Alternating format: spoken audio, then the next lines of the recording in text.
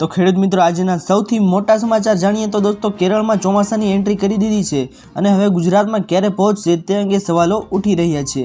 હાલ અંગ દજાડતી આકરી ગરમી પડી રહી છે અને ગરમીના કારણે દેશમાં મોતને ભેટનારા લોકોની સંખ્યામાં પણ વધારો થઈ રહ્યો છે। ખેતી અને હવામાનના જાણકાર પરેશ ગોસ્વામી દ્વારા ગુજરાતમાં હવે ચોમાસાની શરૂઆત ક્યારે થશે અને આગામી સમયમાં રાજ્યનું હવામાન કેવું રહેશે તે અંગે મહત્વની માહિતી આપવામાં આવી છે।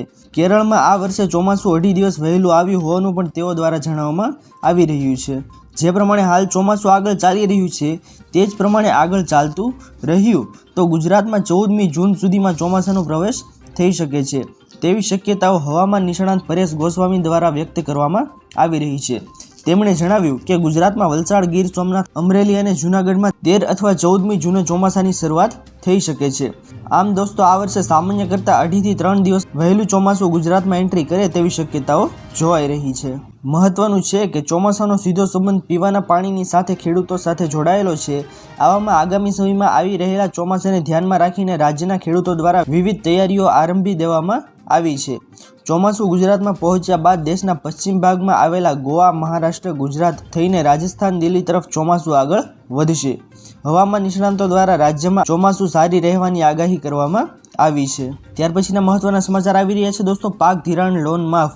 ગુજરાતના દરેક ખેડૂતો માટે પાક ધિરાણ લોનને લઈને આવ્યા મહત્વના સમાચાર। ખેડૂતોએ લીધેલી લોનની નવા જૂની કરવા ખેડૂતો પાસે કેશ પેમેન્ટ માંગવાની બદલે ડાયરેક્ટ બેંકમાંથી ઓટો રિવ્યૂ કરી આપવામાં આવે તેવી માંગ ખેડૂતો દ્વારા કરવામાં આવી છે।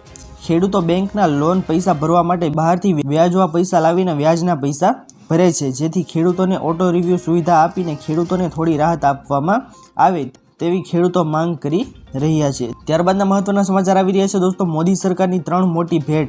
કેન્દ્ર સરકાર દ્વારા 3 મોટી જાહેરાત કરવામાં આવી છે। આ જાહેરાત અનુસાર ગરીબ અને મધ્યમ વર્ગના લોકોને સસ્તા ભાવે પ્રોડક્ટ મળશે, જે અંતર્ગત 3 પેકેજ બહાર પાડવામાં આવ્યા છે। જે અંતર્ગત ભારત આટા, ભારત રાઈસ તેમજ ભારત દાળના પેકેજ બહાર પાડવામાં આવ્યા છે। જ્યારે મિત્રો બજારની અંદર તેમની કિંમત 80 થી 150 રૂપિયાની વચ્ચે જોવા મળી રહી છે, પરંતુ સરકાર દ્વારા ગરીબોને આ પેકેજ ખરીદી શકે એટલા માટે સસ્તા ભાવે બહાર પાડવામાં આવ્યા છે। ત્યારબાદના મહત્વના સમાચાર દોસ્તો આગળ આવી રહ્યા છે આપ સૌની સામે કે અંબાલાલ પટેલની આગાહી।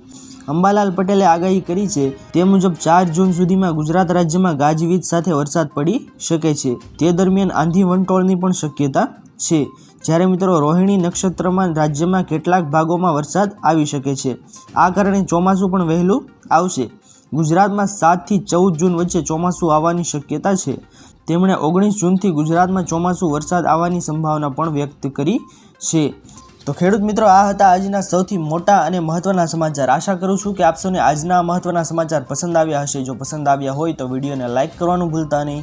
ચેનલ પર નવા આવ્યા હો તો અમારી ચેનલ ખેડૂત ઓનલાઈન પોઈન્ટને સબસ્ક્રાઇબ કરી અને બાજુમાં આપેલા બેલ આઇકનને પણ પ્રેસ કરી દેજો, જેના લીધે આવી જ મહત્વપૂર્ણ માહિતી આપ સૌને આ ચેનલના માધ્યમથી મળતી રહે। તો દોસ્તો મળીએ હવે પછીના વિડીયોમાં, ત્યાર સુધી જય હિન્દ અને વંદે માતરમ।